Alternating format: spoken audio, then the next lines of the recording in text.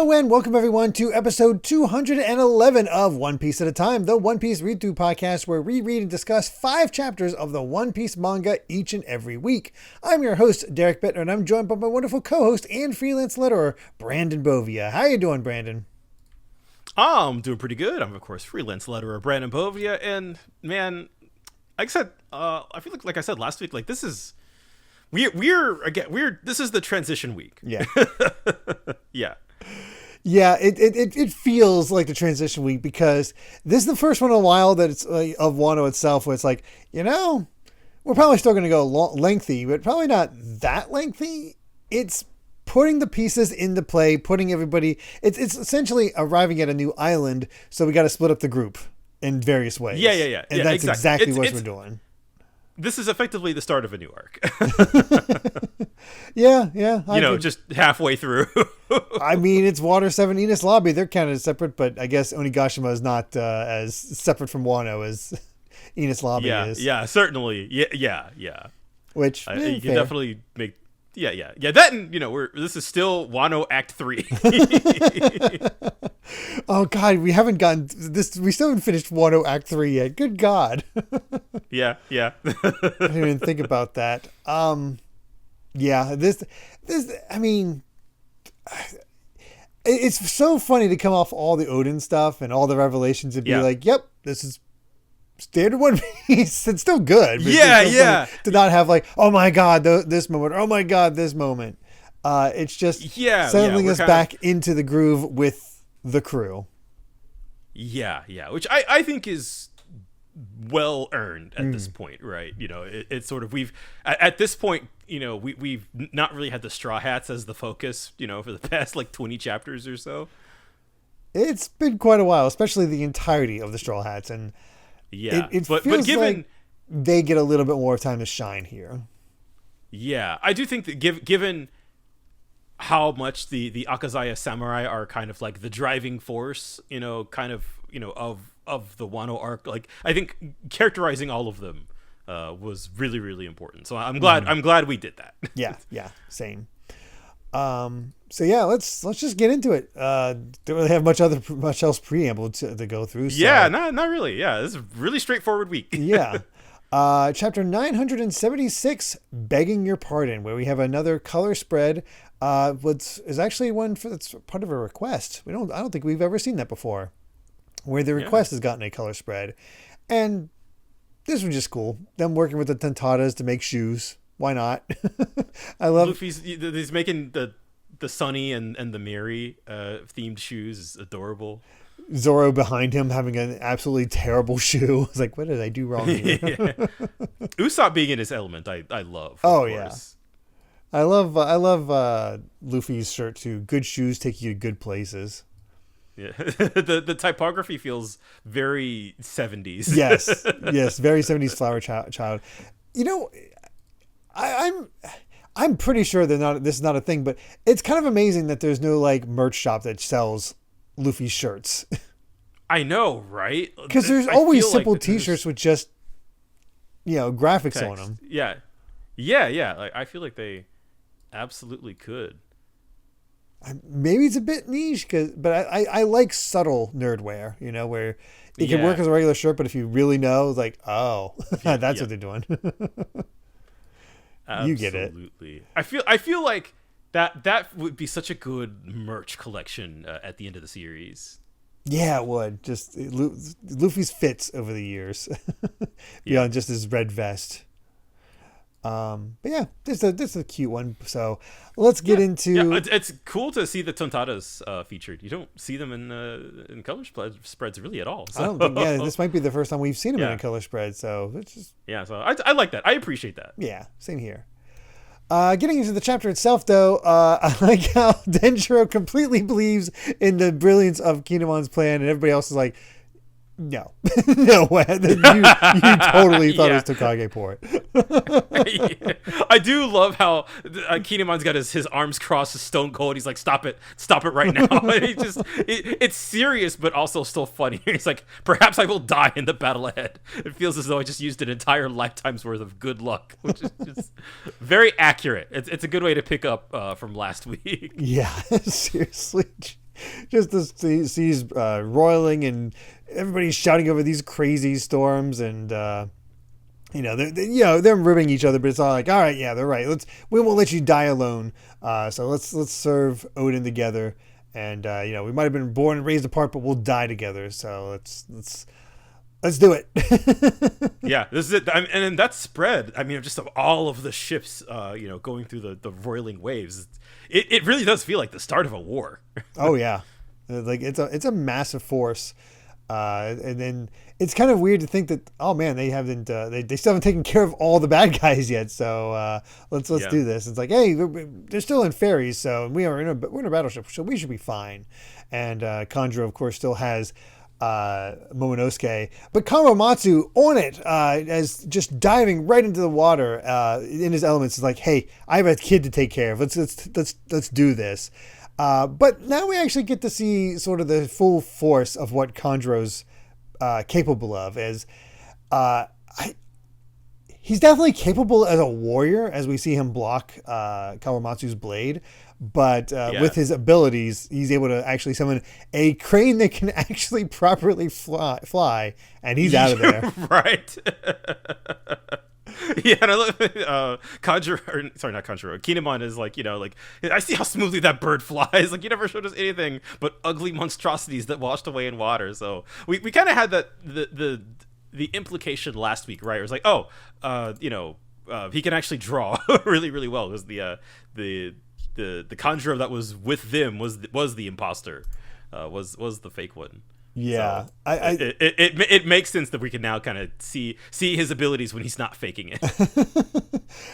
There's a lot of people really liking what they do with Kanjuro. Some people actually preferring what they do with Kanjuro, making him much more interesting, they feel, by making him a villain. And a lot of... I kind of agree. There was a lot of comments in the last one about just what they do that. And an element that I did not take notice of is that he is... Because I think he uses his sword so little. He drew with his left hand, but he still used his sword with his right hand, showing that he is right-handed. So that was probably one of the biggest that I would definitely... I never would have noticed that. And the other one that this was pointed out by, when Jack arrives in Zoe, he says he's specifically looking for Raizo, not just a samurai of Wano.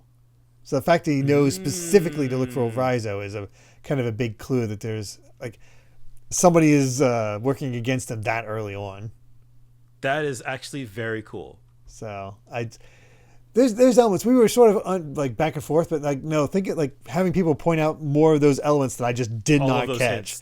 Hints. Oda, they're there. Oda played it close to his vest, and it's there if you know to look, but it's good luck knowing to look.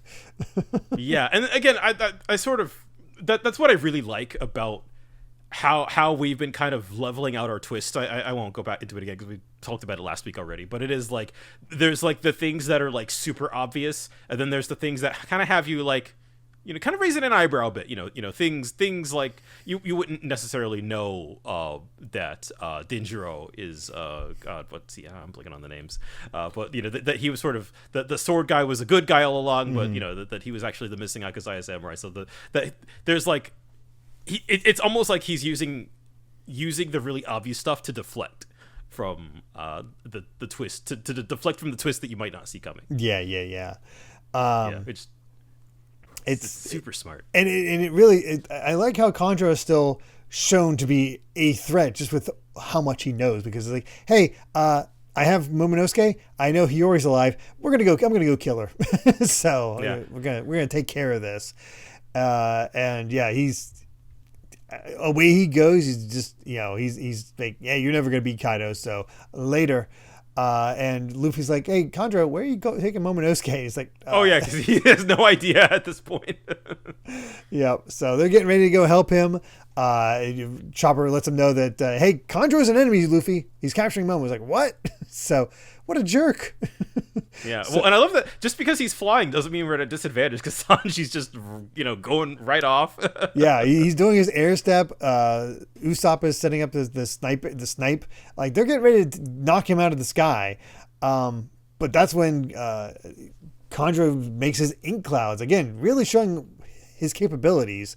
and starts sending out down ink arrows that really mess up the ships with his Ukiyo Oh yeah, Fortune and evening shower. one guy gets just stabbed. Yeah, that's pretty brutal. And Momonosuke's begging him to stop. Is like, they're gonna stop, and friggin' Sanji taking the shards in front of Nami. It was just great.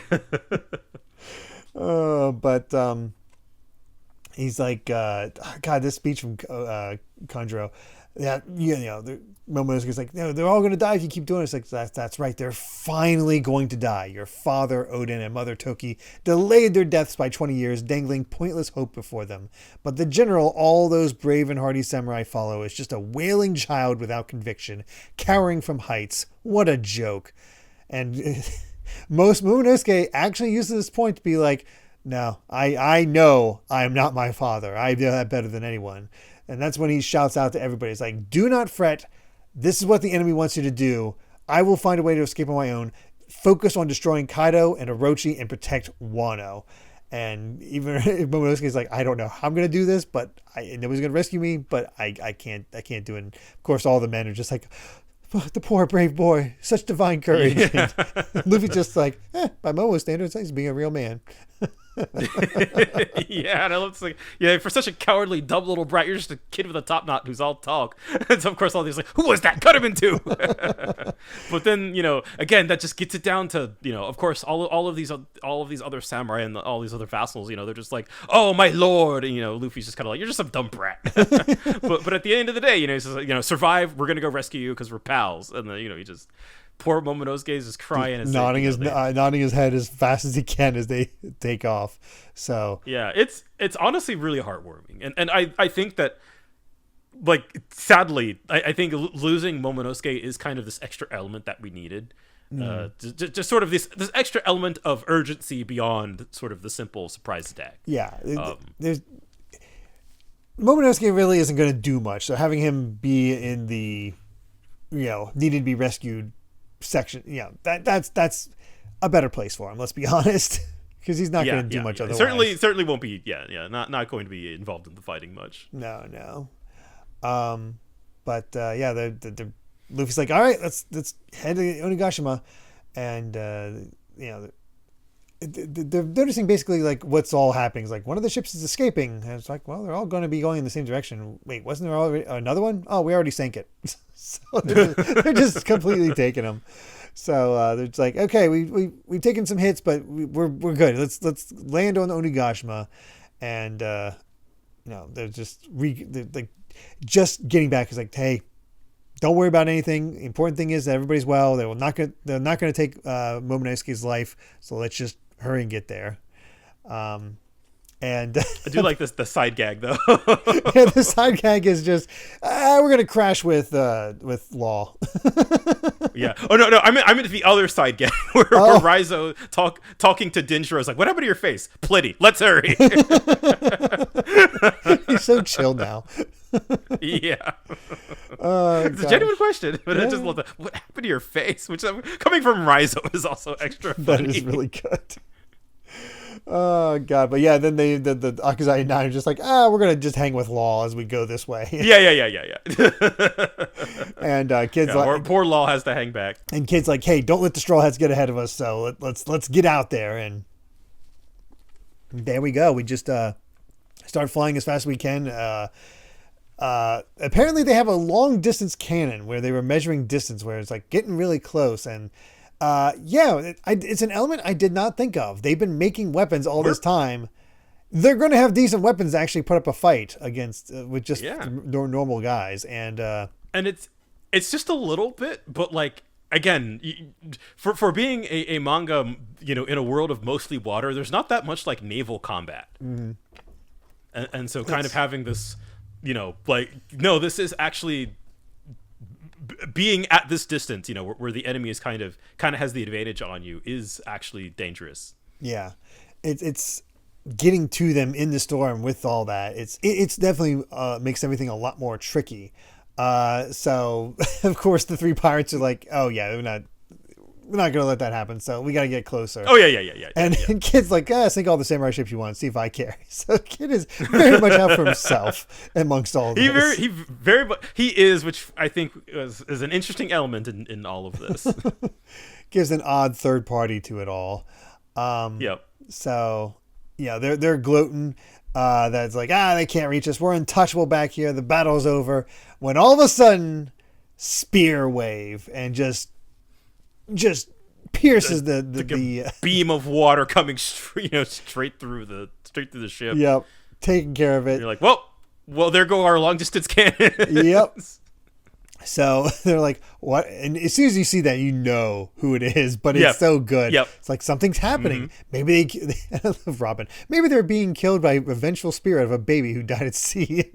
And Usopp, rather than be shocked by how dark that is, just goes, at this point, that sounds cuddly. What's going on over here? It's a nice subversion of the joke. But yeah, down goes that final ship.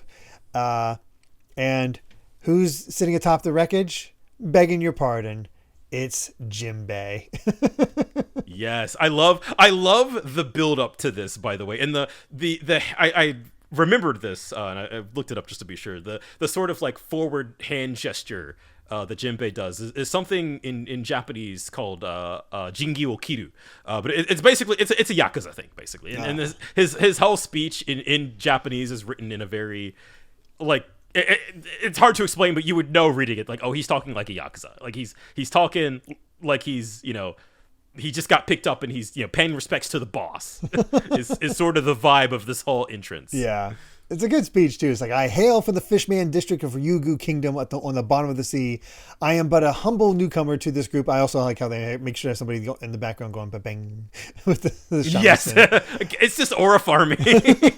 I am but a humble newcomer to this group, having imposed upon folks left and right despite receiving a ritual cup from the boss of the Straw Hat crew. They call me Jinbei, first son of the sea. And of course, he gets in his little pose there for that section. For the sake of a long and fruitful relationship, I would be pleased to make your acquaintance. And of course, Law and Kid are like, wait, he's with the Straw Hats? What the heck? Yeah, because of course the samurai, they're hearing all this, they have no idea who's this. Yeah, but Kid and Law know, and they're like, what? But then he of course cuts into laughing. He's like, sorry for making you wait, but I've come back alive just as I promised. I'm glad I made it in time for the battle. And there we go, the official introduction. Straw Hat Crew helmsman Jinbei, first son of the sea, with a bounty of 438 million. We've got a powerhouse on our side once again. Yes. And hell yes, we finally have Jinbei. No, there's no more. There's no more like, oh, again, it's been like nearly 500 chapters of kind of no more. Yeah. Jinbei's a Straw Hat. He is a Straw Hat from this point onward. There is no more, build up, no more kind of half truths. This is it. Yeah, it's going to be fun to see how he integrates because we've only seen bits and pieces of the crew. And I do like the fact that... and primarily with Luffy. Yeah. I do like the fact that the ones that are most excited like right away is the Whole Cake crew. They're all showing there just they know all hyped up. because he's already saved them once before that. I can't get that out of my head either. Like we really delayed Jinbei by another, almost 100 chapters or so just so he could come back and aura farm again, basically. We need to have him come in the coolest way possible. How come you get two hype entrances, Jinbei? And I mean, at this point, I think the crew's complete. I can't see anybody else joining. Like maybe it could happen. Yeah, well, we'll see about that. Yeah, maybe it could happen. I don't know, but at this point, I would just like to say that there is a big debate at this point in time about Carrot, and there will continue to be so for a very long time from this point onward. So, you never know. Oh, okay. But as of this point, people are wondering if Carrot was going to join the crew full time. Yeah, because she's there with all the other Straw Hats. Like, oh my God, it's Jinbei. That is true, and it would be a nice way to mimic Dogstorm and Cat Viper. Yeah, very much so.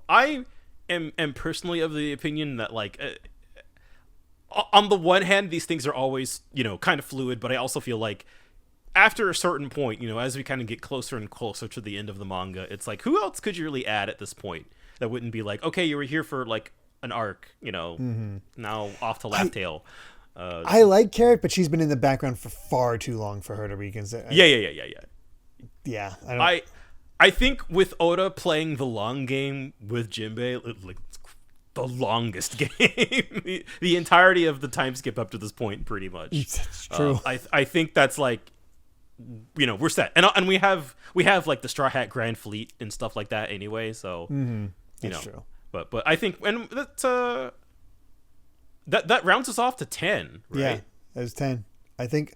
Yeah. Did Luffy, I forget, way back in the beginning, you say he wanted a crew of 9 or 10 or 10? I think he said 10. I think he said 10. Yeah, around 10. So that's like perfect. So. Yeah. There we go. Yeah. Before we move on, we do have another SBS where this one's a little odd. Where oh boy, it's like it goes. It does the usual thing of let's start the SBS, and it's like, wait, you didn't even try to do it in an original way. And Oda responds because it's basing the SBS off of the title. Like you usually there's usually artwork at the top, the various ways of saying SBS. So it's being based off of that. And Oda's going, wait, what? The SBS has started, but that's not the issue. The one in the header is Nakatsugawa Usopp, the character from the official spinoff Koisuru One Piece, isn't it? I look forward to reading each new chapter every week, though there's no point in having a spinoff here with the original, so get out of here. So have you heard of Koisuru One Piece? I have heard of it, but I don't know what it is. Okay, I'm going to look at it here real quick. It is it's officially, it's translated as One Piece in Love, a spin-off One Piece manga by Daiki Ihara that began publishing electronically on the Shonen Jump Plus website and app in June 2018. And apparently even got its own anime adaptation in 2025, starting in April. I did not hear about this at all. The episodes are in a vertical format and released on YouTube, TikTok, and Instagram. What on earth? What the? Yeah. The premise of this gag manga spinoff is about 3 high school students, a young female student, her crush, and a third wheel who is a One Piece fanatic, who I'm guessing is like, his head is also extremely square. Like it's a cube. Their names are similar to the Straw Hat Pirates, and the group form a fan club dedicated to One Piece. Each chapter is a parody of the series. So, all right, yeah, that reads as something to track down for bonus content. Yeah, I wonder if it's been localized at all. I don't know. I want to check that because that is perfect material. God, yeah, very much so. Well, One Piece in Love does not come up. So maybe it's under Koisaru One Piece. I don't know. That one might require a little bit more. That one might need to take a little bit of that. We might have to rely on fan translations for that one if we want to cover that. So yeah. Oh boy, but interesting way to find out about that. Anyway, our next SBS says, I've been reading for many years for a Kappa enthusiast such as I, the appearance of Kawamatsu made my heart flutter. So I wrote you a letter to request Kawamatsu's birthday to be on June 14th, World Cucumber Day. And Oda just goes, wait, I agree that Kawamatsu is a really cool character. I get how you feel, but for a reader to choose a character's birthday so nonchalantly is perfectly okay. And the idea is that, Kappas love cucumbers, so that's why he gets that birthday. Cool. And next one question is it okay if I make my birthday October 11th from Himawari Store? I don't get that one. I don't really get it. It's be 10, 11? I don't know. I have no idea. Next is, our staff enjoyed eating that fried shrimp on Kyoshiro's head. And then just like, oh, you had me worried for a second there. What is happening in this SBS? None of it makes sense. I get the fried. I get his pompadour looks kind of like it looks like fried shrimp. I think that's the joke. Okay. Jeez. These are all weird. It really is, because then we have a panel of guys running away, shouting, "Man, we look so stupid now" in chapter 972. And the guy claims, "Oh, that's my grandpa." It's like, oh, it's a good reflex on his errors. And then finally, One Piece is as hot as Odin, coming at live directly from a scene. What the hell? And then finally says, "Beware of sunburns in Wano country. Why so sunny? Wano country. No real meaning to this." Oda's trying to make apparently there's no Oda's trying to make a play on words with Wano Kuni Dake ni, which means because this is Wano country, to sound like a catchy TV personality, but admits right after that it was awful. So I think Oda lost his mind. It's a swing and a miss. It's okay. What the hell was that? That was one of the weirdest SBSs we've ever encountered. And that's saying something. God. Yeah, that is saying something. Okay. Let's go ahead and get to the next chapter in that case. I'm still so confused. With chapter 977, The Party's Off. And hey, we have the reuniting of Lola and Chiffon. There they are. I love this. I was kind of surprised. I was like, wow, this happened really fast. And then I looked, oh, this is 24? Yeah. Is it? Yeah, so it's not been fast at all. We've been in this cover story for a long time, but it's been moving so fast that I didn't really, I guess I didn't think about it, but I'm also just happy that seeing them actually reunite. Is just wonderful. It's very cute, but I also wonder, where does it go from here? I'm still not 100% sure after seeing the rest. Honestly, I almost wonder if the guy that saved Lola is actually going to get married to her because of what we see. But I guess we'll find out. I would believe that. Yeah. It would. I mean, his Beijing's whole slogan now is "I heart family." So it's true. It's true. Sure, why not? Get your sister-in-law in. Let her get married. It's all family all the way down. But into the chapter itself, and of course the Thousand Sunnies just leaping off the ocean just because everybody's so excited that Jinbei's here, and it's giving him a great big hug. Sorry, we were so worried about you. He's like, sorry, we got busy tending to the Sun Pirates wounded and having a big send-off. I can't believe we get a former warlord of the crew, see on the crew, as from Usopp. So the reason he was held up is that they were treating the wounded, and then they partied. That's awesome. That's great. It was kind of it's just a horrible cliffhanger, right? Because we've had Big Mom running around for so long, so it's like, what happened to Jinbei? But okay, he's fine. He's fine. Yeah, it's all good. Yeah. And I love how much all of the Straw Hats are so happy to see him. It's just like the IGN couch meme with the guys pointing. Yeah. That's kind of how I feel. It does feel like that. When the Straw Hats see Jinbei, they're like, yeah. The only one that doesn't look excited is Sanjin. That's just because he's getting a hug from Nami and Karen. Yes. So. And Karen, yeah. Jinbei's so big that you can have multiple Straw Hats hug him at once. It's all fine. Oh, good. Yeah. The only one that compares in size to him is Frankie. Yeah. But this whole scene it's so wholesome. I love it. Yeah, I really like to see I'm really excited to see how he integrates, because immediately Nami's like, hey, you won't believe Jinbei's steering skills, Frankie. And Frankie's like, oh, so we finally got a guy who can make full use of the ship of dreams, huh? He was surfing on the waves with the Sunnies, so it's like you don't have to steer anymore, Frankie, which I guess makes sense. I didn't think about the shipwright and the helmsman being kind of different, but yeah, I like that Oda had that little bit in there. It's like, this is what Jinbei is going to do, because again, even at the time, it's like, I have no idea what Jinbei's role is in here, but right, I'm glad there actually is a role. Yep.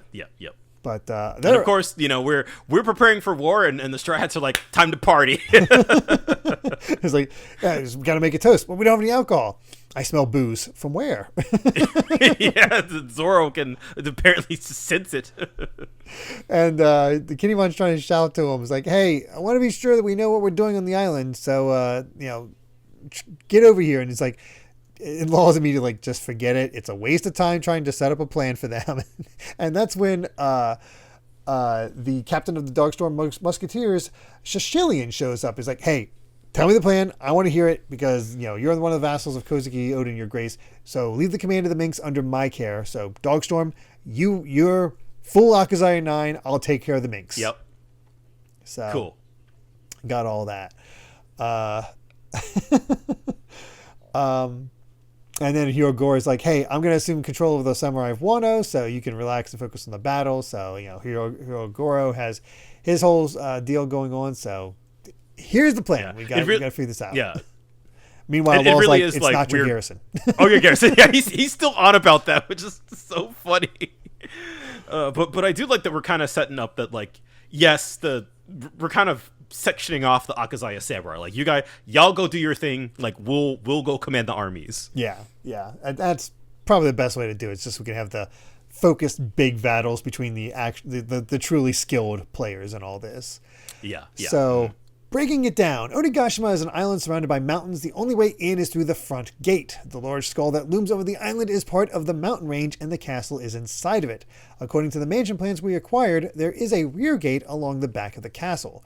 We're to split into the forces into two, taking both mountain paths on the left and right, then infiltrate through the rear gate and launch a surprise attack on Kaido as he's intoxicated from the feast.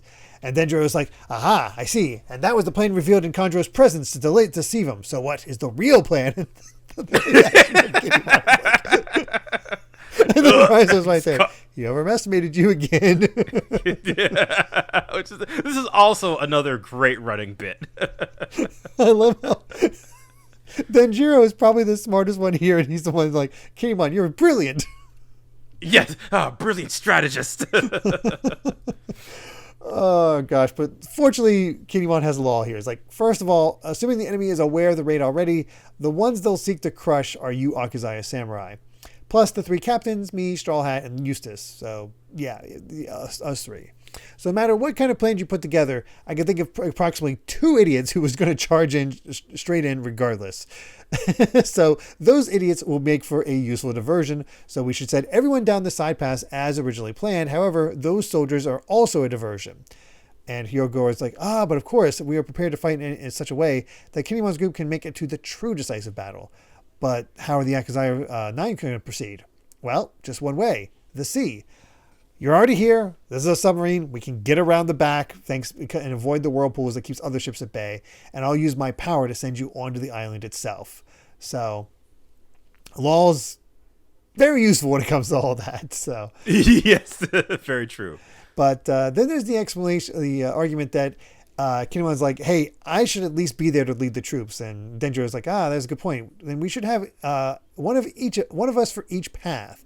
I will take the other side of the mountains and you send the rest of them in. So Kinemon has one side, Denjiro has another, and the rest of them are together as the full strength. So we have 6 of the Akazaya going using the Law plan.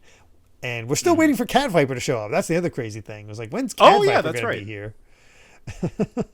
And after they're all explanations, it's like, perfect, just as I planned it. We'll go with this strategy. And he's just trying to keep his face hidden from the jersey. I love how much like Denjiro has no suspicion, right? He's just like, well done, Keen. You're so thorough and thoughtful. And this is the most Rizo's really gotten to do in a while, where he's just like, ugh. yeah. He sees it for what it is, but it's some good banter between them. Yeah. And that's when Law's like, wait, I don't see the Straw Hat ship. Where are they at? And all of a sudden, there's an explosion in the midst, and it's like, wait, is that Luffy's voice? And Denjiro's like, oh crap, I didn't warn them about the guards at the Torii gate. The Torii in the front of the island is a small fortress. Many of their soldiers are busy having a party there during the fire festival. If they receive word about our raid, crap, we'll be sitting ducks. And there's an explosion. It's like, wait, was that them? Are they exploded? No. We just immediately cut to Luffy and the rest just blasting through, taking care of these guys, no issue. Everybody gets a cool action pose, except for Usopp, Nami, and Chopper, who are just sort of hiding on the ship. I like that Jinbei's second. The fact that Jinbei's second is really good. I like that. I love the confidence on Sanji. Yes, that too. Like it is just, it is. This sets the tone, I think, about right of just like, oh man, the Straw Hats are here to kick ass. Yeah, it's like, oh, you guys are worried about stuff. We got this. We'll be fine for now. This is the chaff. It's not going to be a big deal. After the Torii Gate is like on fire, they're just like, what's in this Torii Gate? Like, if they aim those cannons at us, we're not going to stand a chance. There's so many guns. And then just, Luffy turns around. He's like, hey, Kinemon, we found the bad guys. I just love that. Just that spread of everybody amongst the destruction. And Zoro found the booze. Yeah, so he has no direct sense of direction, but he can find alcohol. So he got their supply of booze. And everybody else is just amazed. It's like, the Torii guards have been wiped out. That was the first big challenge we were going to face. So much for that. No. And they have all their mugs of beer. It's like, okay, we got our mugs. Let's raise a toast to Jinbei joining the... And that's when Kinemon interrupts. It's like, hey, we appreciate this, Luffy. Your speedy charge has cleared the checkpoint for us to pass. So all ships onward to Onigaishima. And it's like, Straw Hats are good to have on our side. Yeah. And that's when they decide, okay, we're going to hold all off on this. Let's do it with them. The party, the toast, everything. Once we beat Kaido and Orochi and Big Mom and everyone. Let's win this fight, and then we'll have the biggest and best party yet. So that's a promise. Yeah, that is a promise. So it's like, Oda's like, you've seen us go all out with parties before. You've seen nothing yet. Once we do all this. So I honestly was worried when I saw the chapter title for this, like party called off. I was like, oh God, did they get caught that quickly? And it just descends into all out chaos immediately. He's like, no, it's this party. Yeah. It's cool. It's hype. Yeah. So they're all for it. The booze will taste even better later. So let's do this. But Kid is taking this opportunity. He's like, yeah, we're not letting anyone take Kaido's head. So let's do this, Killer. And now we have Killer's whole thing of, yeah. Because he still has the smile fruit, unfortunately. Yep. Yeah, I love that they're trying to be all edgy. It's like, we have to be one of those cheery pirate crews now. Stop it. Luffy's immediately upset. He's like, why is he having all the fun? Jinbei, don't let the jagging ship get there first. And look at that comfy seat for Jinbei. Like, there's a whole... I didn't realize there was a big seat for them. Yeah, I'm glad it fits. Yeah. So off they go, and we're getting a sense of something some sort of party going on here. It's like some sort of dragon guy in the shadows. I don't even know, but hey, don't you know how to hold a barrel in your hands? This is why I hate drinking with you guys. And Orochi's just like, come closer. And Queen's like, hey, we don't have enough Oshiroku. It's like, please wait, sir. Big Mom wants plenty too. It's like, then get cooking. And Kaido's like, where is he? Where's my? And here's the big reveal. Where is my son? He should be making an appearance. It's a feast. Kaido has a son? Kaido has a son. When did that happen? Yeah, of course. Yeah, I mean, the miracle of life. Everybody wants to be a dad. Don't worry about it. Sure. But as he's calling for his son, he's informed that all 6 of the Toby Repo are present. Shall we bring him in? It's like, good idea. Better introduce him to Lin Lin. Where's she at? Oh, she's still busy changing into her kimono. So, okay. We just haven't seen Big Mom yet, which is still something.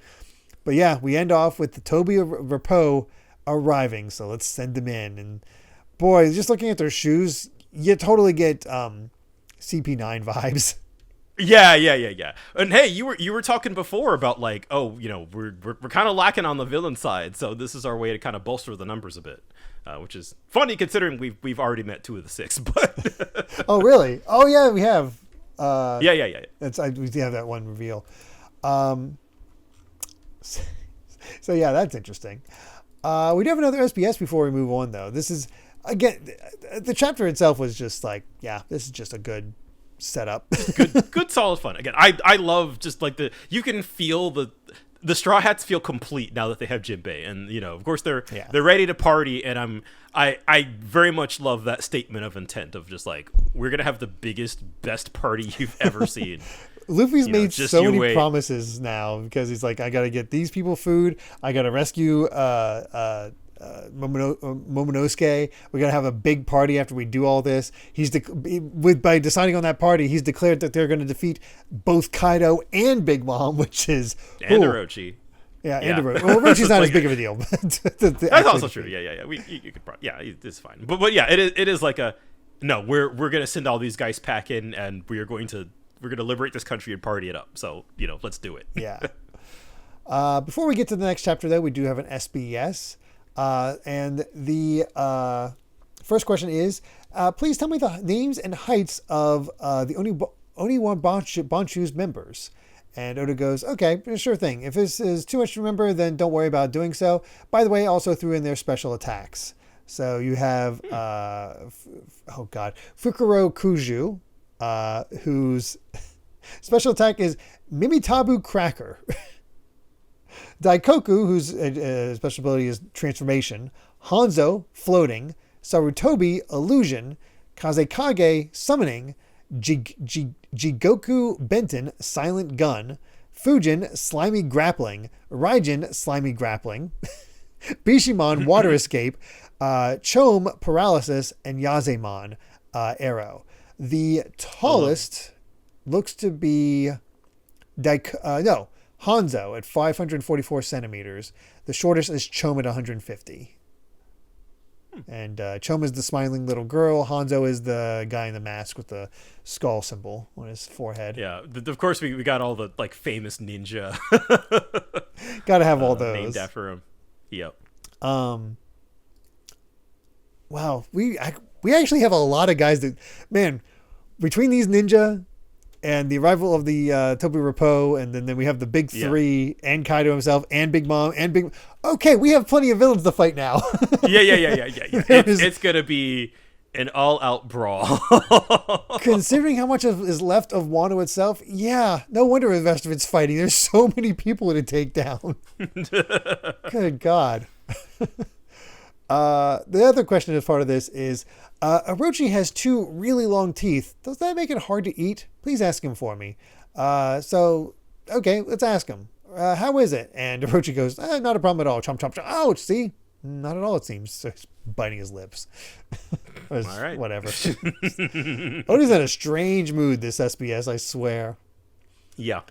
But yeah, let's go ahead and get to the next chapter, 978, introducing the Toby Rappo. And yeah, it's just more of them hanging out, like the sisters hugging. We get to see the only 2 members of her crew that we ever really see when it comes to Lola. Yeah. Everybody's just sort of chilling.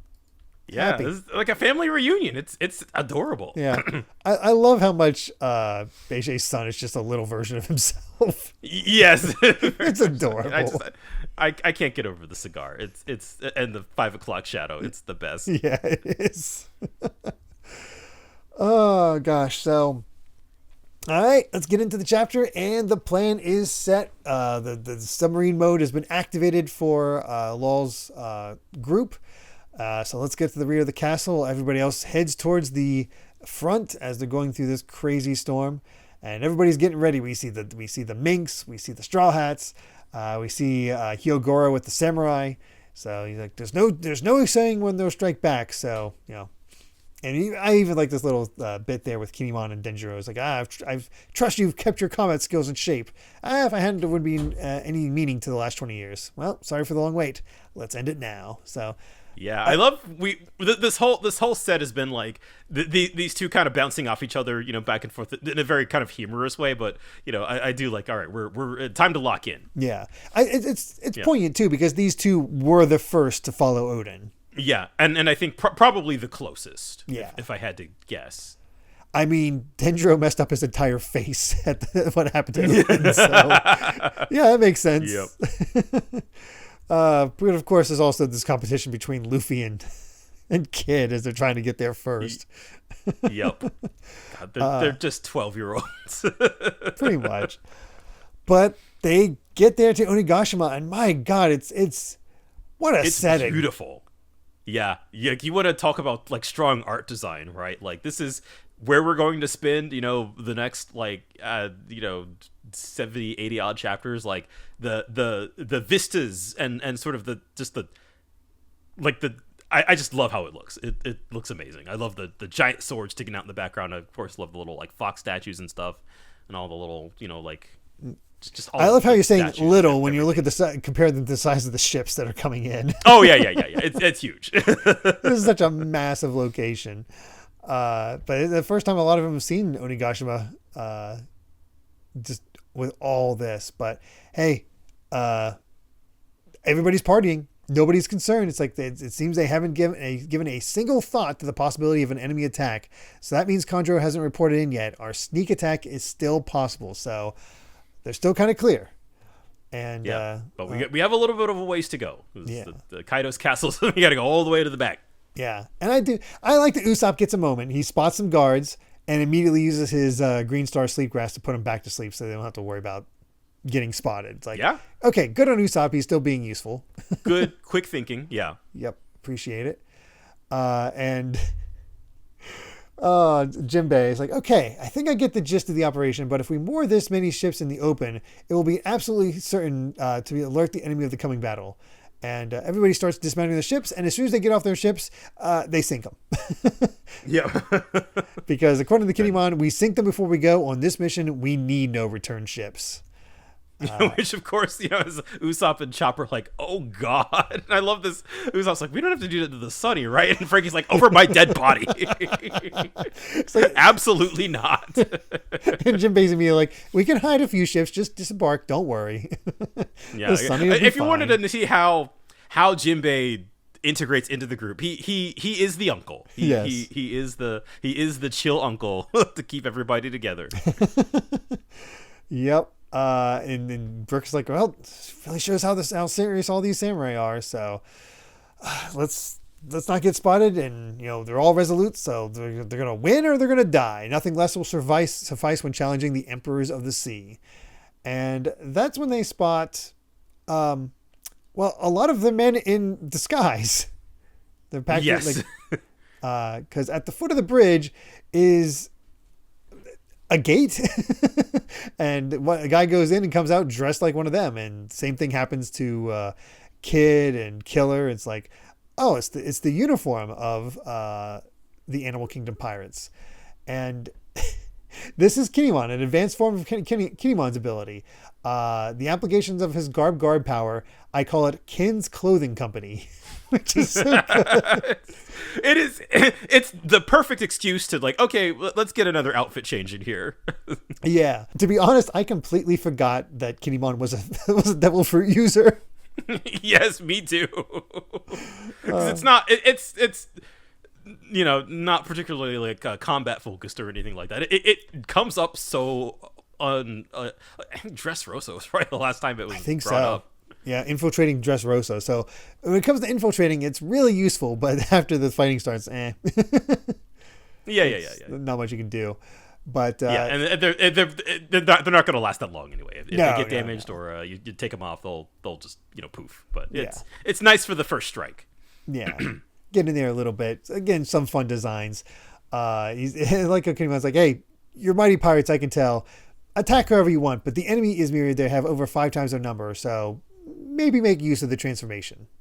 So it's like, do what you want, but here's my recommendation for you. So it's, and I mean, they all look how you'd expect. It's honestly, Chopper's kind of cute, trying to put on his brave face as he's in that outfit. It's adorable. And of course, you have Sanji in the corner there, just completely smitten. He's the audience that are big fans of Nami. Yes, of course. Of course. But of course, he also goes over the Kinemon also labels like, hey, if it's damaged or removed, it's going to go back to the original clothing. So let's avoid any unnecessary conflict so we can get to the actual ultimate battle. So good luck. And let's see what happens here. And we begin with Queen's party where he's doing his whole deal, and Apu is right there. It's He's like ready a to DJ. Yeah. So get his whole thing is, if I get any thinner, I'll steal all your hearts. So I choose the way I stay, funky. And he's just putting a whole big party for them. It's like, it's awesome. And I love how it also doubles as a way to finally go over. We kind of got the sense of it, but this reminding you of like, recap. Here's all the ranks of Kaido's crew. We have the waiters who are waiting smile fruits, the pleasures who lost the bet and laugh, the gifters, those blessed with powers, the headliners, those that are powerful among the gifters.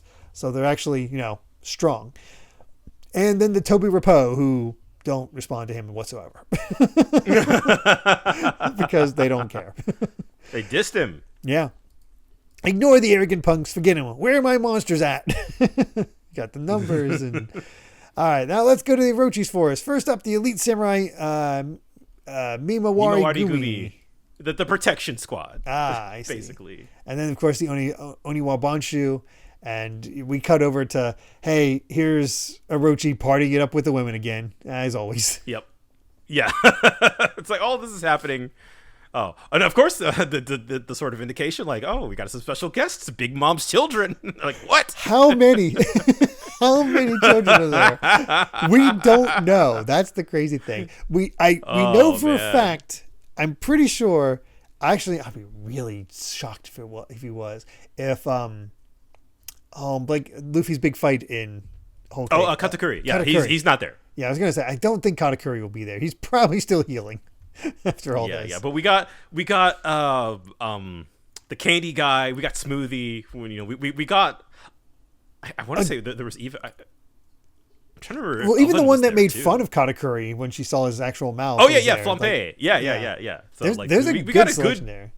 A good chunk of the memorable ones, and I think the book guy too. I don't know if he's gonna fight. Yeah, anything. I think some of the big ones and also some of the minor ones that didn't really get to fight.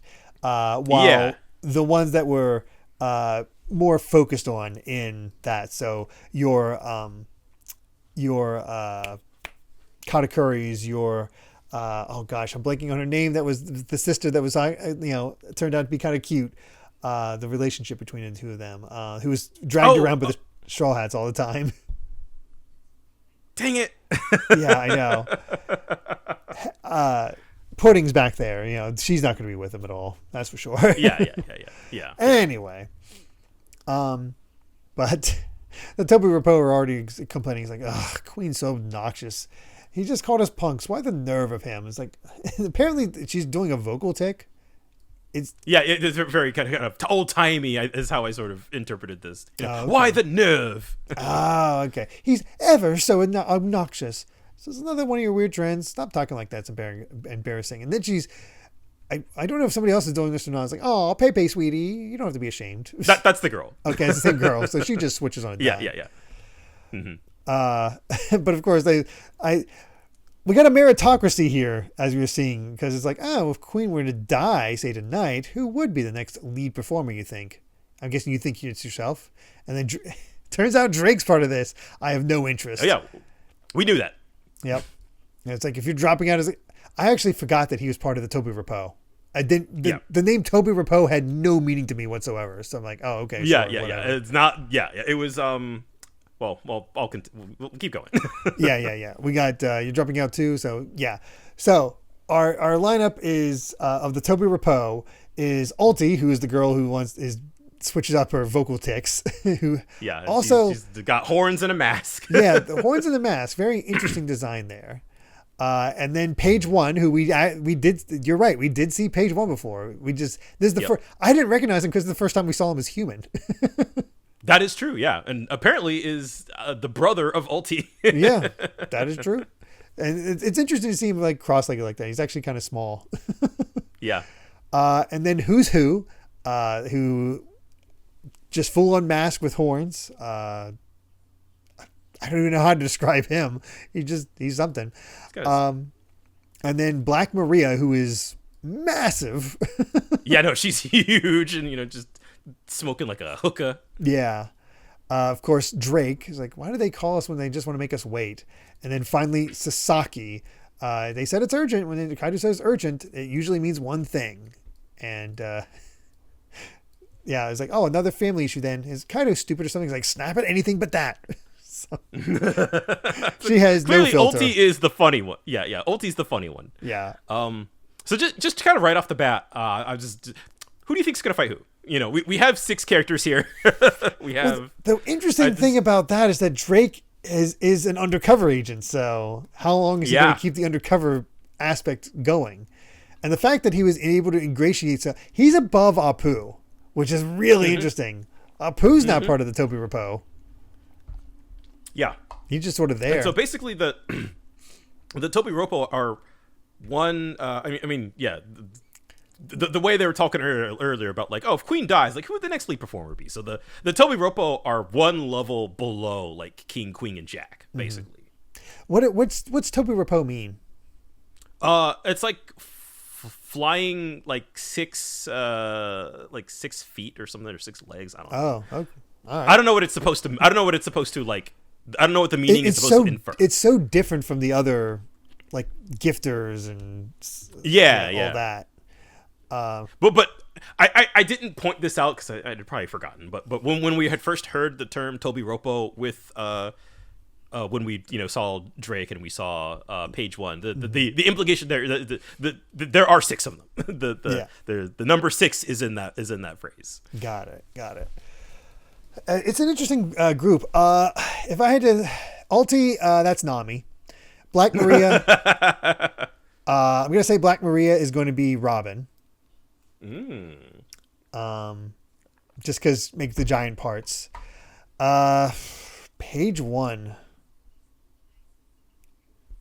I don't know. Dinosaur Man. I forget what kind of dinosaur he was too. I think he had the fin. Maybe that might be a rematch with Sanji, because didn't he and Sanji fight? Yeah, they fought for a little bit. So yeah, let's do a rematch with Sanji for that one. Who's who? There's a sword there. That's Zoro. That's Zoro. Drake. Fair enough.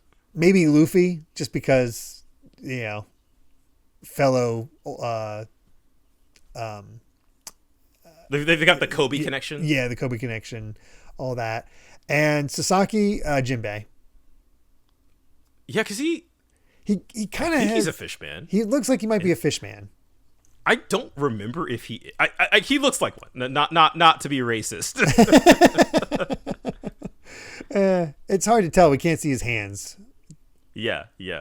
But either way, even if he isn't a fish man, I'm still gonna say Jinbei. So he's definitely he's the biggest of the ones who aren't Black Maria.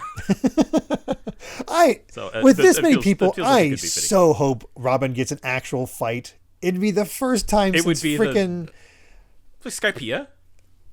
Yeah, I think Skypiea. The last proper one. Yeah. I think Skypiea is the last time she had a proper one. They're not counting the everybody was kind of brawling in Fishman Island and stuff to kind of show off, but yeah, I know what you mean. Yeah, more than just taking out a few random guys. She hasn't had a proper fight. Well, there's so many freaking characters here.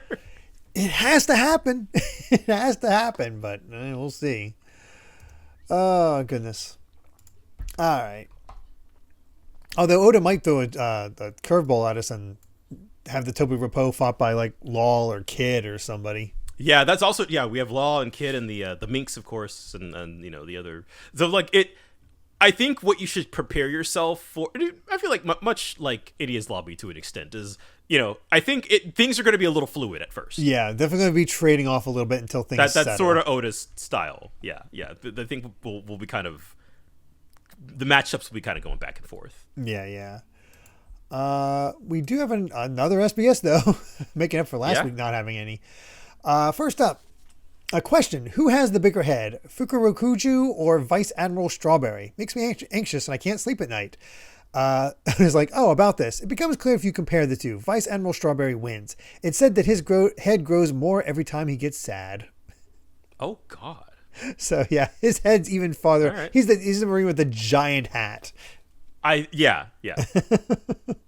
Saying next up is, lately we've seen many swords in their human forms, but I want to see Luffy's straw hat in human form as well. I hope you can deliver. It's like, all right, a new request. This time we will do something that we have not done before. But, well, as you already know, anthropomorphization is my specialty. I even reproduced Buggy's scar left on it. So you want to see the personification of Luffy's straw hat? Unfortunately, I do. Oh. Yeah. Yeah. Yeah. I don't know why he keeps doing these. Just a dude with weird lips, weird cheekbones, and balding. What he's saying is, apparently what he's saying is, no matter what we go through, I'll never leave your side. So he has a cool line, but what the heck? Yeah. Okay, man. All right. Final question is, why is the current Wano country being deceived about the truth of the Kozuki family? Thanks to Shinobu, the misunderstanding should have been cleared. So Otis responds, so those who believed in the Kozuki family have been persecuted by Orochi and Kaido. Meanwhile, children were educated through deceptive brainwash education, pressure, and brainwashing. These things are causing all sorts of problems, even in the present day world. Frightening, isn't it? So basically, it's like those in the capital are being, taught. Yeah. So I can't relate. No, not at all. State propaganda. That's not a thing. Unrelatable.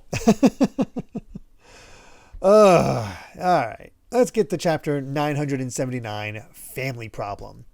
And here's where I'm not, nothing's resulted of this yet. It's just the Tontatas have found Beige's ship. Or, no, they got a brand new ship, so... Who is that? So I guess this is the ship that they... Wait! That's Pound! Yeah, I'm pretty sure. Yeah, is that Pound? Oh my god, is Pound going to be alive? Oh, we're going to have a family reunion. I didn't even think about that. I thought that was Beige's ship that they abandoned, but no, it's they actually got a new ship on the way here, so... Yeah. This could be Pound's. How the heck did he survive a headshot? And he... This is near... No, he got his head cut off. Yeah, he got stabbed in the back. Well, no, I think it was indicated that he was decapitated. Wasn't it? Huh. I want to say that was the case. If we get a proper family reunion, I'm going to be so happy. Yeah, on the one hand, I am kind of like, if that's Pound, I kind of... That does kind of undermine it somewhat. It does. I'm split on that. But but I think I do want to see how this plays out. Yeah, I'm very curious how it plays out with that. Huh. Dang it, Oda.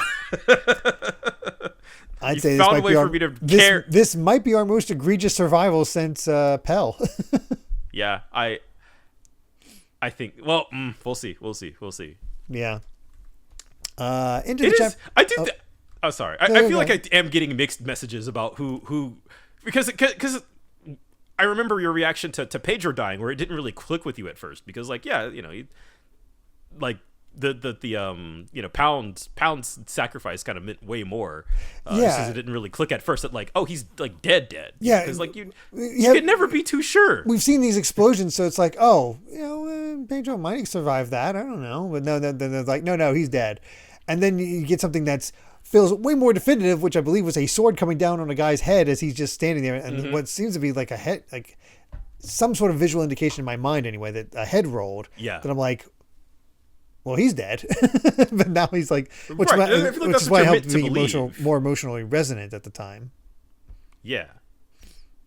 So I don't know. I feel like Oda's got to pick I don't mind that people don't die, but I'm kind of the fake out's got to stop. Yeah. That's he hasn't faked out in a while though. Yeah. To be fair, but I don't know. Into the chapter itself, we get a bit of narration because at this moment, Orochi is dangerously complacent. Thanks to reports from his spy Kondro, he knows everything that the Akazaya are up to. His plan is perfect. The samurai's retribution has been completely headed off. No longer will he be tormented by the ghosts of the Kozuki clan. But Contrary to his belief, the raid on Onigashima begins. Kinemon leads the eastern forces. Denjiro leads the southern forces. Their total manpower exceeds 5,000. And meanwhile, Law's pirate submarines proceeds, carrying the Akazaya samurai under the sea. They move about undetected, converging on Kaido and Orochi. Kandra was on his way to the castle with Momonosuke held hostage, but as Kinemon correctly guessed, he had not yet made his way to Orochi's side because he's never been in the tunnel, so he has no idea where he's at. Which, the visual of him getting lost with poor Momonosuke just like, being dragged around with ropes it's funny in a sad way. Yeah. And he even has to beat up the guards because they don't know that he's not an enemy. Yeah, exactly. It's like, what a pain. Yeah. But as Kandro's moaning to himself about what the heck, how do I find Orochi? Momonosuke sees a knife left behind by one of the people that defeated and goes, Stab him in the back. Yeah, stab him. I don't think stabbing him in the back is going to work, but it's still interesting. Like, I think I like this avenue because it feels like this is a chance for real growth on Momonosuke's side.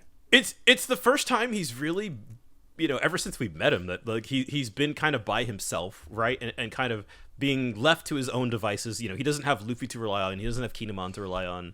And certainly isn't being kind of coddled in the way that, that the samurai would, like, oh, my lord, that sort of thing. So like this, I think does, while I'm sad for him and I feel for him in this moment, I do think it represents, I think, a good chance for some character growth. Yeah, especially because the first time we saw him was in oh gosh, I'm blanking on these. Punk Hazard. Punk Hazard, where he was kind of just crying to himself, but acting like he wasn't crying and all this stuff. So, yeah. It's should be fun. I'm quite interested to see how Momonosuke's story goes. Yeah, it's another angle. I think that you wouldn't have thought where this would have gone initially, but especially I think it's because you'd think such a wild man like Odin would have trained Momonosuke way more. Mm-hmm. So I guess there just wasn't that much time for it. I guess. Oh boy, but yeah, the enemy still doesn't know that an army of over 5,000 is bearing down upon them, and yeah, they're all just laughing it up, eating. It's party. It's party central. These wide shots of the interior of Onigashima are so insane. This place is like, massive. We're going to be getting some crazy huge. maps. We're still just getting the overview of here's Onigashima itself. Yeah. Eventually, we're going to get here's the castle. Yeah. Once we start busting out the maps, you'll know.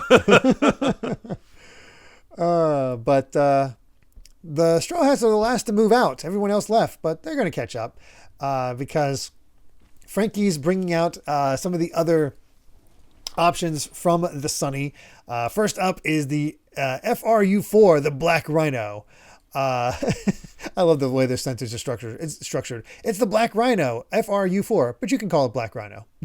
Yes. And then the Brachio Tank 5, who Chopper is going to be commanding. He's going to run the tank. He just looks adorable. Yes, he does. And the girls are all like, you look so cool. It's like, now we can safely travel. And Frankie just asks, okay, where'd Luffy go? Jinbei responds, well, he saw Eustace Kid and his crew run right toward the front door, so Luffy's like, they have no idea what Kinemon's plan is. Don't worry, I'll go bring him back. And everybody responds, that's only going to make things worse. But then Zoro said, Luffy's only going to make things worse. I'll go stop him. He's only going to get lost. The poor Jinbei doesn't quite know the dynamic yet. I love that his dynamic is not knowing the other's dynamics. Yeah. It's kind of like, right. So that you can trust them at their word, but you really should not. Yeah. But of course, Sanji's going to take advantage. Like, who cares about those idiots? This is our chance for a little rendezvous on the battlefield, Nami. He goes to jump in the tank, and it's full because that's Usopp and Chopper in there with Nami, Carrot, and Shinobu. He's like, yep.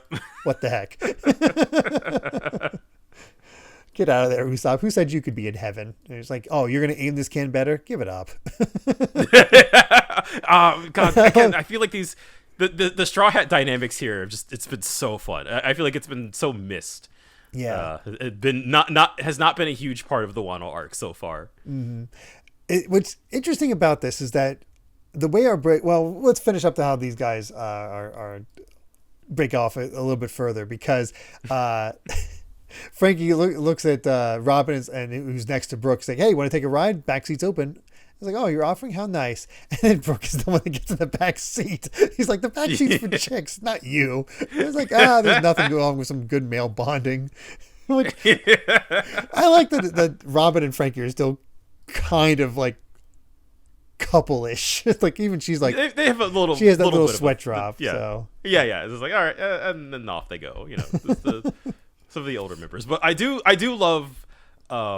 Well, we have this bit of just like I love Frankie being like, "Commander Chopper, let's fall out and talk about the rear of the island, over and out," and just the dialogue is enough for poor Chopper to just be crying and just And Sanji's riding on top of the tank. He's like, "Hey, Robin, come up here and sit with me." He's like, "Oh, no, thank you. The top of the tank is bound to get dusty. Let's just walk." And so our groupings are Robin and Jinbei.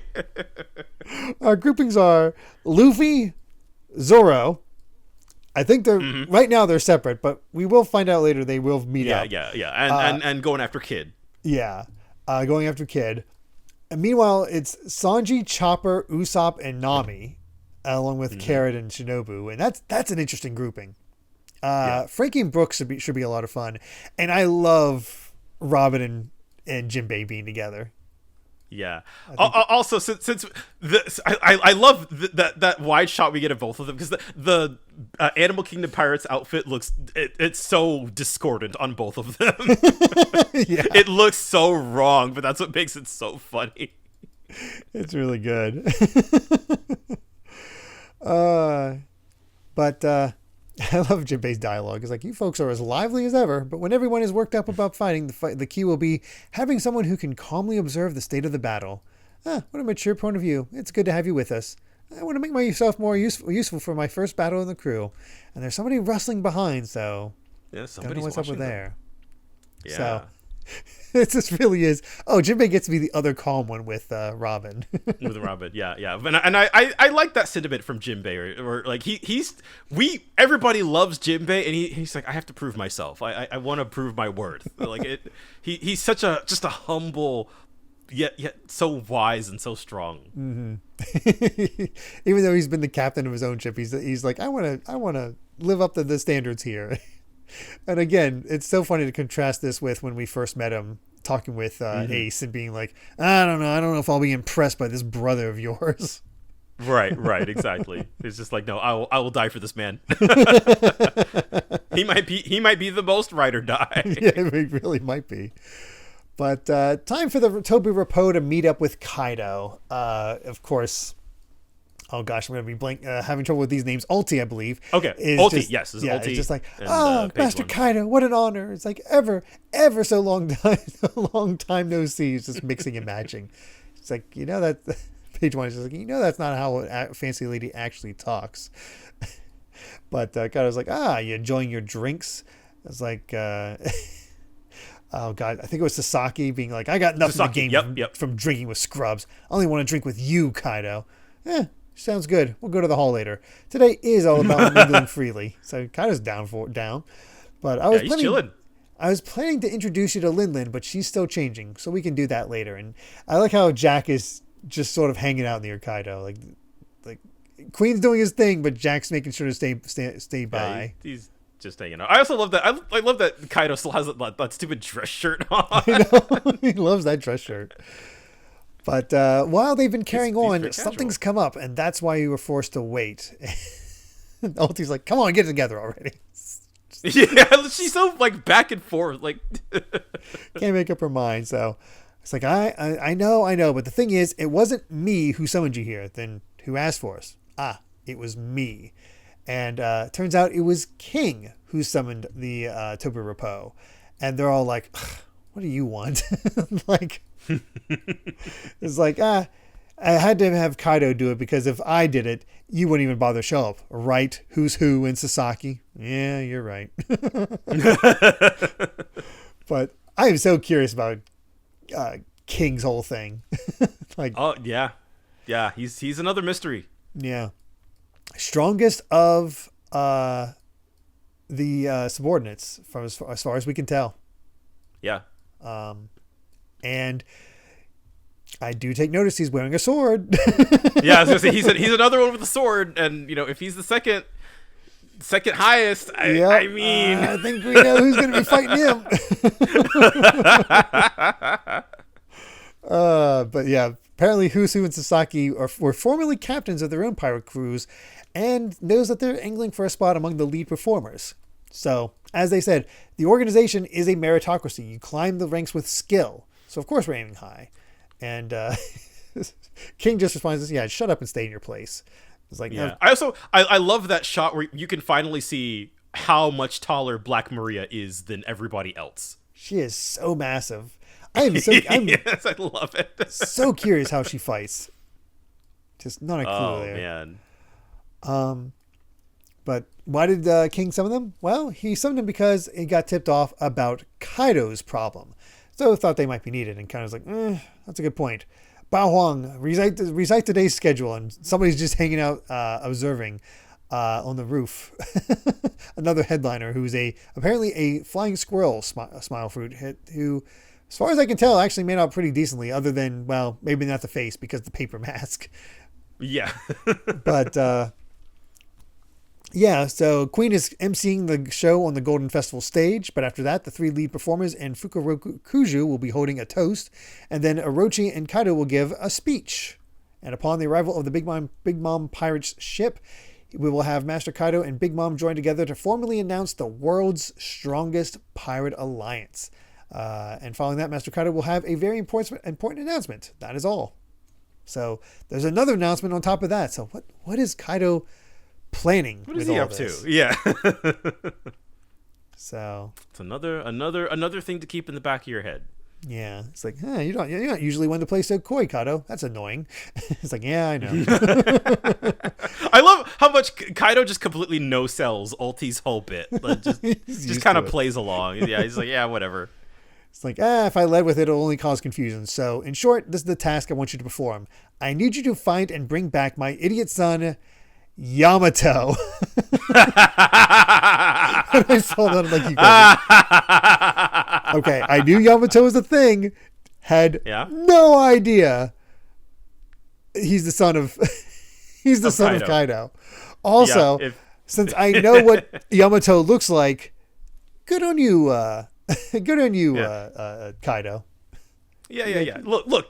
You might be like a warmongering fascist, but respect your kid's pronouns.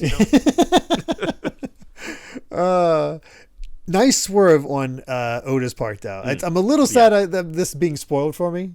But Yamato's just become such a big character for people that also Yamato is also a very masculine name, so I sort of headcanon a little bit that maybe Kaido wanted a son from the start. That could be. That seems the type. I am so curious. I did not think that this is how this would quite go. I was like, this is knowing what you know, and that this is how this is brought up. I think sort of it makes it a little more enticing. It's a little more fun. A little bit, especially because I think I remember people having a lot of debates over Yamato's gender. There's no debate. It is slightly complicated for reasons we'll see, but also, are you gonna say that the warmongering fascist is in the wrong for calling his son? And even just exactly, if he's saying it, and this seems like author intent, it just seems to be the case. So again, I think it is slightly complicated in a way that like Oda could have made this a little bit cleaner, but then I think we'll get there in the end. I think it gets there in the end, but I understand where the debate came from, but it's also kind of not really a debate. I guess we'll find out. But, It's like I said, slightly complicated. But yeah, this Yamato has disappeared earlier today, and Black Maria is like, oh, that sounds like a formidable task. It's like, how strong is Yamato? Right? They're like, oh god. And apparently, the major announcement involves Yamato themselves. So what's up with that? It's like, Again, Ulti, I think is quickly becoming a favorite of mine because she's just, oh, what a pain. This is your stupid family problem. Yeah. And I feel like it's always tricky when you introduce like a new subgroup of villains to sort of let their personalities all like kind of bounce off of each other. I feel like Ulti is just like kind of the ultimate hater. Right yeah, the others don't get to stand out quite as much beyond design, but I think the designs are strong enough that they do stand out quite a bit. Yeah, for sure. So what is the reward for bringing back Yamato? Well, I give you the right to directly challenge any lead performer of your choosing. How about that? It's like, oh, yeah, I'm in. And he looks right, at Jack and King. He's like, any complaints? Nope. Cool. We're down. Dude, it's a power struggle, and Kaido is just like, all right, all right, go fight, fight. Prove yourself. Let's see it. Poking him. Yeah. Let's see it. It's like, look, it's a pure meritocracy, baby. Like, so yeah, it's just like, all right, if this is a struggle for power, then so be it. Mm-hmm. And so now we got the Toby Roppo on side quests. Indeed. But we cut from that to Queen's party, and is he just going all out? Funk, now scream! It's like, it's the guy from Udon. They're so drunk that Luffy's able to hang out on a dude's head, and he doesn't even react. Yeah, he's looking for kids. He's like, oh, stupid Jaggy, where did he go? And I love that he's like, he doesn't know the first thing about Oda's struggle. Like, Luffy, you don't know the first thing. Nope. What if he screws everything up? And I love that he talks to some random guys like, hey, have you seen Jaggy? He's like, Jaggy? Who? I haven't seen you somewhere before. And I was like, and then Luffy gets excited. He's like, oh, look at all the tasty food, though. And then all of a sudden, it's like, there's a bucket of Oshiruko falls on top of his head. It's like, oh, what is this?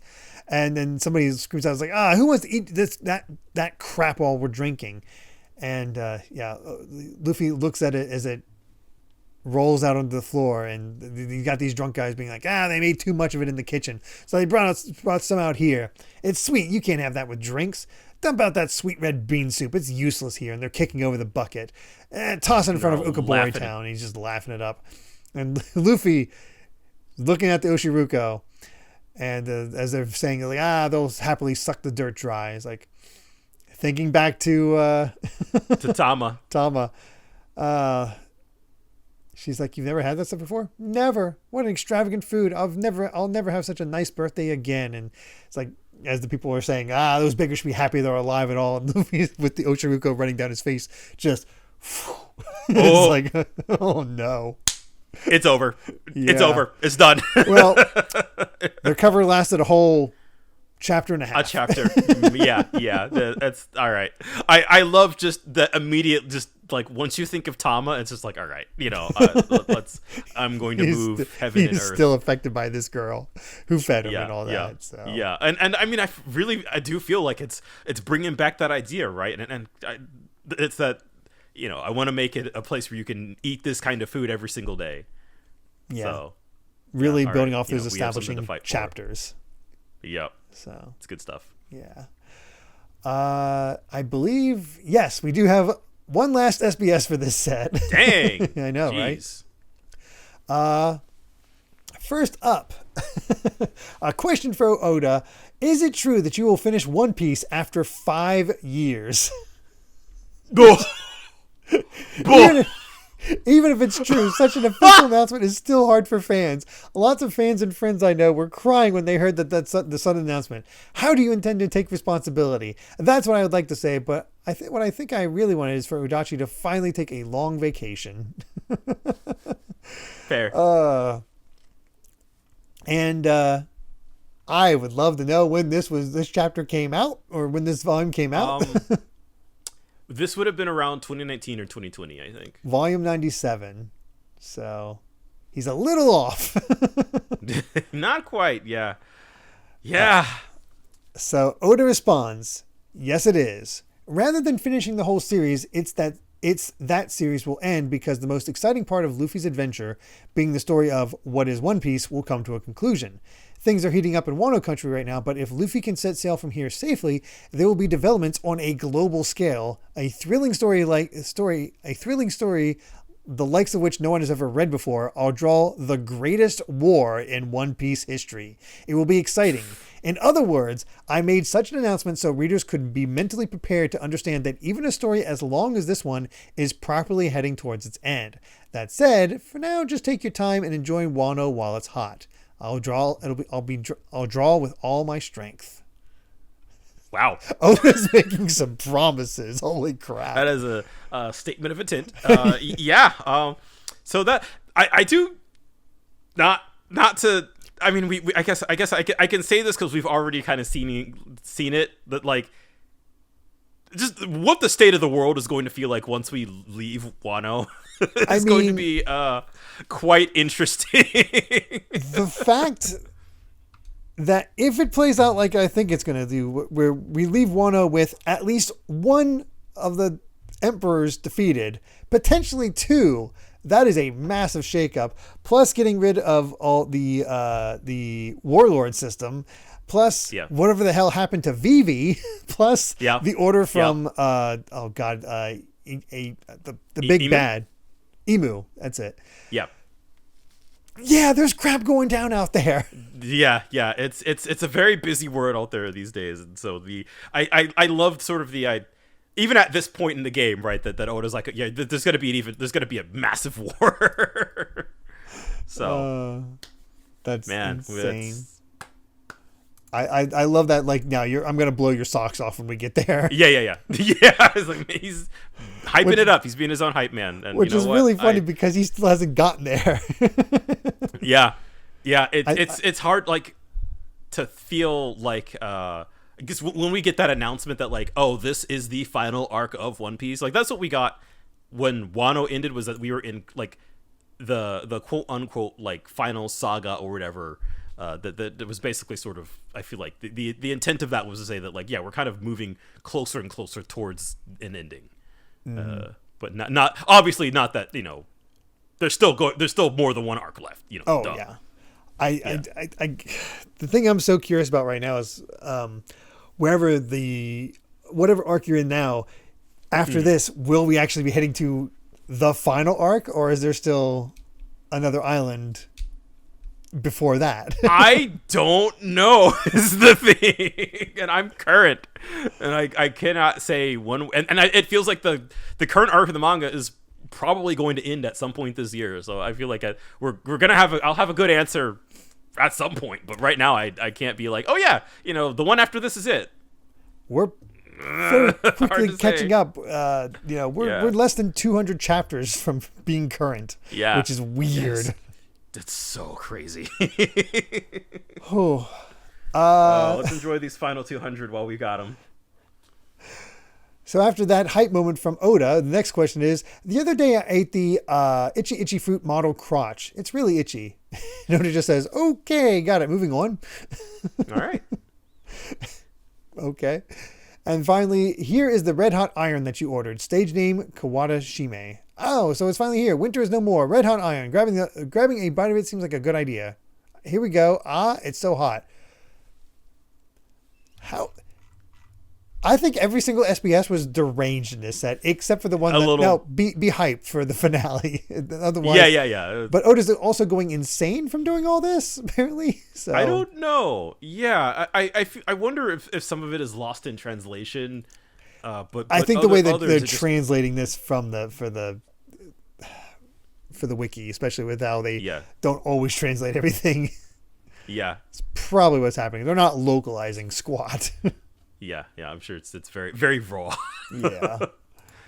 Oh, but I also feel like these bits like these are probably on some level a little bit incomprehensible. Probably. So, makes you appreciate those early bits from when we did have the translation.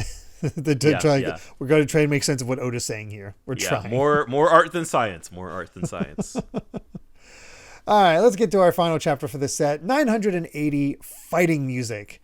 And, well, I'm curious of what the answer is going to be here because Lola steps up to, what is it, Gotti? Gotti, yeah. Yeah, and says, I like you. Marry me. He's like, huh? You gotta say yes, man. I feel like he's gonna go for it. He Yeah. respects Chiffon, so it's not like he has a problem with the way. Yeah, right. look. It feels like she finally found her man, and it's whatever. I'm for it. I'm for it. Yeah. Well, let's see what happens. But we get into the chapter itself as they're still complaining about the Oshiruko getting spilled all over them. It's like, it ain't fit for eating. Just it's better to wear it. Let's bring out more. We're gonna have a food fight with it. And once again, Luffy thinks to Tom and being like, nah. How come the idiots like you have all the food in front of you and Tama's stomach is still empty? He brings out the gum elephant gun and just smashes it right on top of the one. That's our first attack of this section. So completely the fighting him. has officially begun. War were declared. Yes. Yep. And after all of that, they're all like, "Oh, fight, mess him up!" And Luffy just cracks his neck. He's pissed. Of course, from Kid's point of view, he's kind of like, "What does that idiot think he's doing?" And so it's kind of like, "All right, he's raising a distraction. It'll make it easier for us to get around." So yeah, it's like, we're just gonna sneak through this banquet area, so we'll be fine. And then all of a sudden, the building they're near is like there's a crack running through the second floor balcony, and they're like, "Oh crap! Whoa! We're tipping over." The guys inside the building. It's like, oh god, this feast area is a total mess. It's like, what was that? Well, Zoro comes out. Well, way to go, Luffy. You just had to cause a scene as he cut a building in half. I heard the noise in the distance and walked straight in this direction to see. So that's why he cut down the building, because it was the straight line. Why does this joke still not gotten old yet? It has not gotten old. It is so good. And of course, we have the extra bit of Zoro being the one of look at what a mess you made of things. Like, why can't you behave and infiltrate like a normal person? And Kid's like, does he understand the words that are coming out of his mouth? This crew is a joke. And then Luffy says, but they spilled the Oshiruku on the ground on purpose. And then Zoro thinks of Tama. The Oshiruko? Oh, well, that settles it. They got to get sliced. It's like, why is that setting them off? It's so perfect that these are the two together because they're the ones that have the connection to Tama. Incredible. Yeah. And it's just kind of like, all right. We, people are kind of like, oh, doctor, help. We're trying to figure out, what's going on. They're still in disguise. Because we have a poo. Like, that's obviously Straw Hat Luffy. Yeah, like, exactly. What the hell? He was in prison in Udon. It's like, oh, yeah, great. If you're satisfied now. And they're like, who are these guys? Just seize them. There's no good. It's like, okay, let's scram. So like, you beat up those guys that were making fun, wasting the Oshiruko. Let's get out of here. And Apu's taking point here. It's like, Queen, I got to check in with you. What up, brother Apu? You know how you're in charge of Udon and you trap some rats? You don't want to wriggle loose, right? Because if you ask me, that looks like the pirate Straw Hat Luffy and Pirate Hunter Zoro. So. Wait, are they infiltrating the party? They're from the worst generation. It's like, so what are we going to get for catching them? It's like, oh, damn it, they broke out of prison. So, okay, we got one Fun Golden Festival happening tonight. And as it happens, I want to erase. I guess I want to erase. So I'll get rid of one of the Toby Ropo and create an open seat. So that is interesting. Queen's got beef with the Toby Ropo. I wonder who. Yeah. It's ulti. Huh? I said it's ulti. My guess is Drake. My guess is that he somehow found out Drake's a spy. That is a good guess, actually. That's. I don't remember. I can't imagine any of the others. Like, there's so little about him. Like, Drake is the one we know the most about. I guess that's really the only conclusion I can come to at this point. Yeah. So apparently, he wants to take out one of them. So they can somebody else, which seems completely unrelated to Luffy and Zoro being there. I'm a little confused by that, to be honest. Mm-hmm. I don't know, but all the people people love those open spots. They want those seats. They want to try to go for it. And of course, they got this one guy. The guys are smilers. Like, there's no hope unless you're a gifter. Let's just drink. Yeah, it's like, well, I love that. Chaos has broken out, and there's still people who are just kind of like, whatever. Yeah, let's party. There's only two of them. But, all the Smile Fruit users start coming at Luffy and Zoro, and there's some very cursed You look at some of them. There's some very cursed designs. Real weirdos in here. Like there's a woman whose top half of her body is at the top of a neck of a giraffe. Yes. And another woman whose body is strapped to the front of a gorilla. And there's another one who's got like crab pincers. It just looks like a friggin' Kamen Rider villain. Yeah, it's like, what the heck? Oh gosh. So I'm like, well, Kaido's castle's probably in the back, so let's clear the minimum out of the way and get inside. All right, let's do this. And that's when Apu starts doing his whole thing where he's playing his piano teeth, clanging his jaw, pounding on his chest. And it's like, listen up, this is fighting music. And he does scratch. And all of a sudden, Luffy, like, something happens to Luffy where he just gets bopped in the head. Like he just somehow, takes a hit. Yeah, somehow the way Apu moves and his ability is just causing issues because he uses slash and it cuts right into Zoro. Like it's a good clean shot. So I feel like it's the power of music. We're doing this trope. Yeah, it's just all completely hidden. You can't actually see it, which does make it tricky. Man, it definitely paints Apu as one, it shows you the difference between a real devil fruit and a smile fruit. Yes, very, very much so. But it is also like, okay, this is our first kind of proper challenge, and we do actually need to figure this out. Even Queen is like, that was quick. Is that all you got? He's putting up a much better showing against Luffy and Zoro than he was against the guy in the movie. Oh, yeah.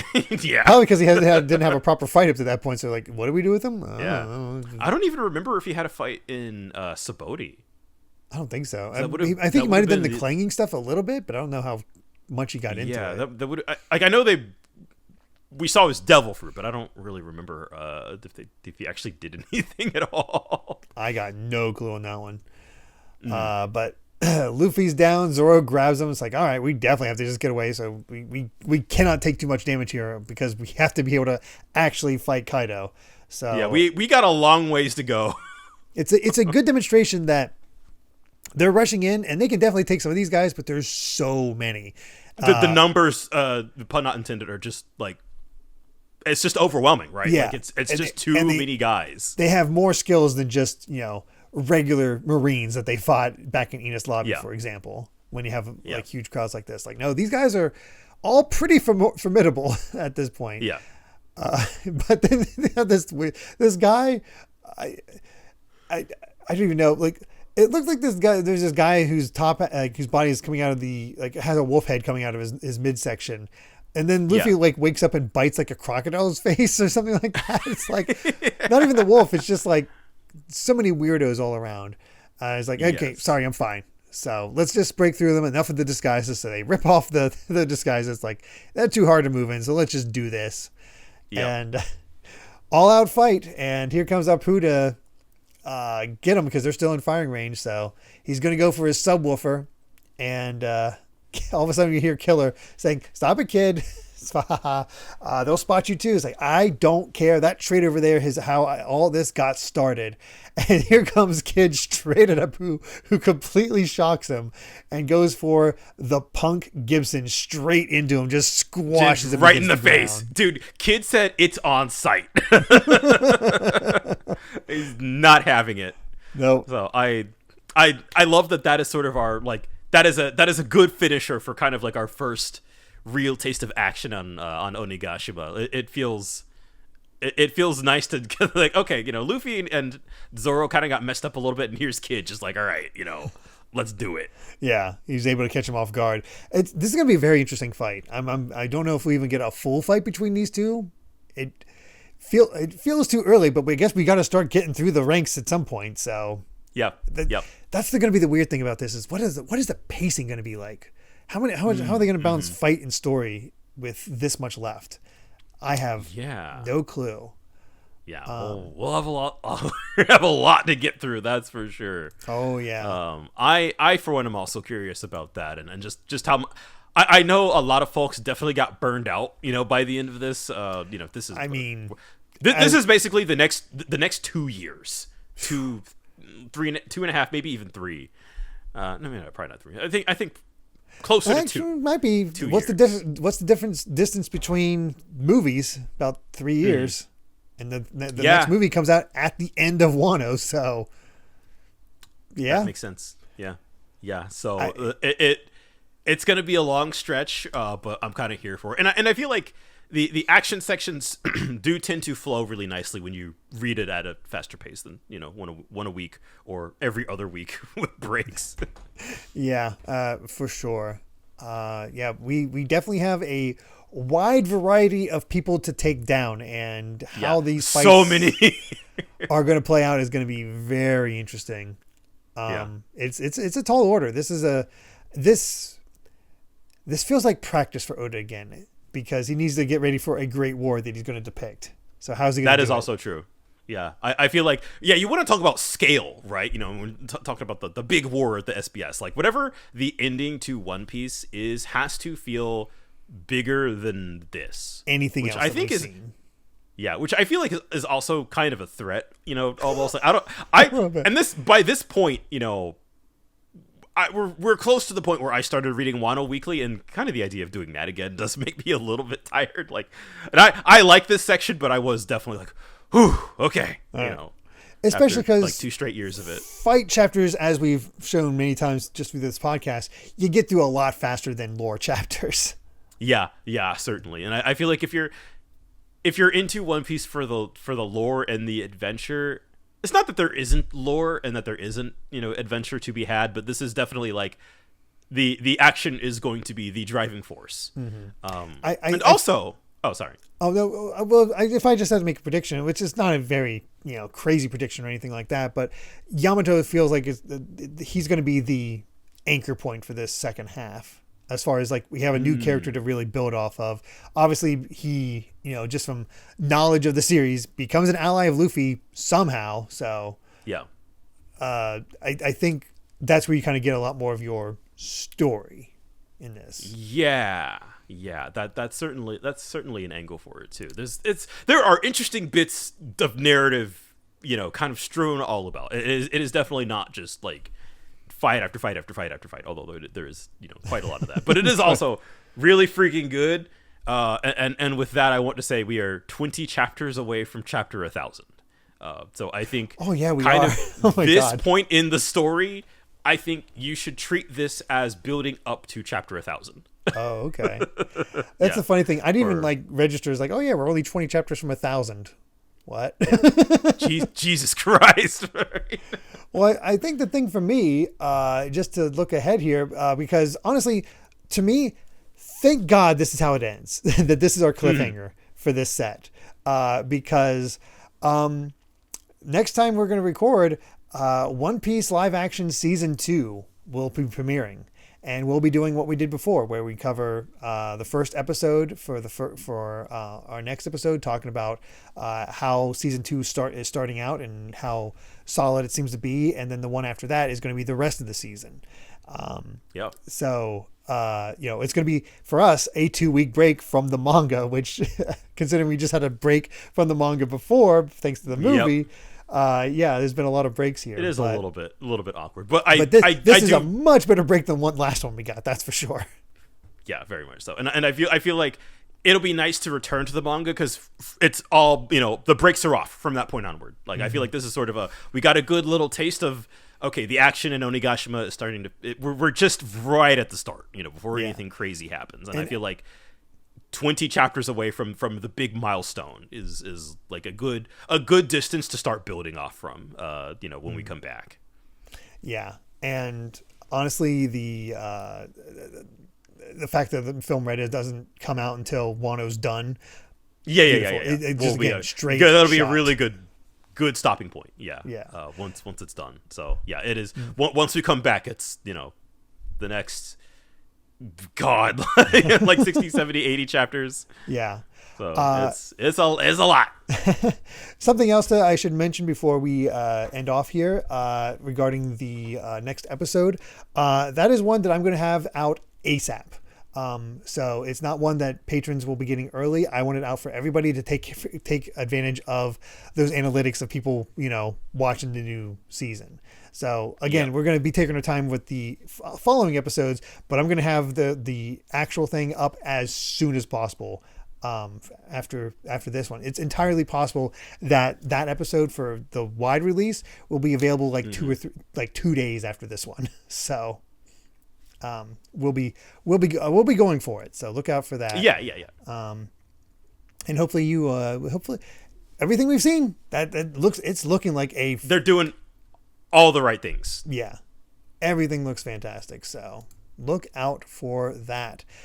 But with that, I believe we've said all we've wanted to say about chapters 976 to 980 of One Piece.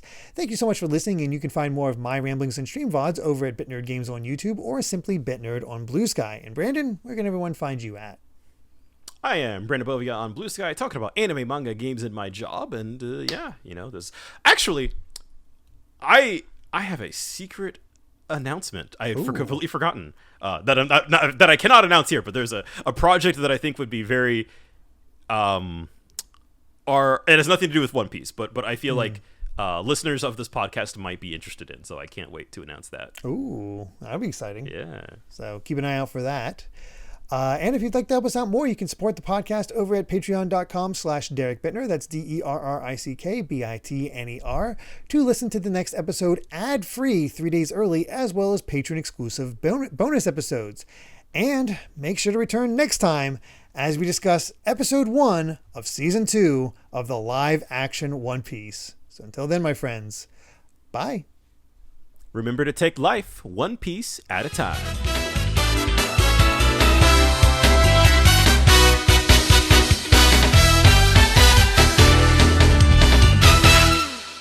My apologies for the trouble I may have caused you, especially seeing that I'm a new recruit. But I have ventured here today to share a ceremonial cup of sake with the boss of the Straw Hat Pirate crew.